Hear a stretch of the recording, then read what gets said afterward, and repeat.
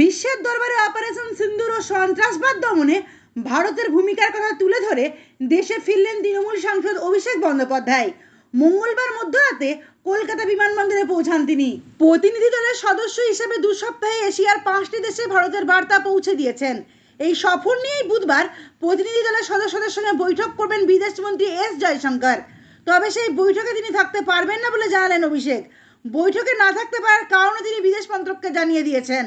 আজকে 4 তারিখ হয়ে গেছে, সুতরাং আমি কালকে বৈঠকে উপস্থিত থাকতে পারবো না। আমার পূর্ব নির্ধারিত কিছু বৈঠক এবং কর্মসূচি রয়েছে, যেহেতু আমি অনেকদিন দেশের বাইরে ছিলাম এবং ইতিমধ্যেই বাংলায় বাই ইলেকশন অ্যানাউন্স হয়েছে, টালিগঞ্জে নির্বাচন রয়েছে, আমার কিছু নিজস্ব এলাকার কাজকর্ম রয়েছে। আমি সেগুলো নিয়ে আগামী 2-4 দিন ব্যস্ত থাকবো। আমি বিদেশমন্ত্রী ফরেন মিনিস্টারকে জানিয়েছি যে, তার দপ্তরকে জানিয়েছি যে আমার যা মতামত, আমি আমার মতামত লিখিতভাবে তাদের জানাবো এবং আমি সরকারকে জানিয়ে পরবর্তীকালে আপনাদের সামনে আমার যা ফিডব্যাক আমি শেয়ার করব।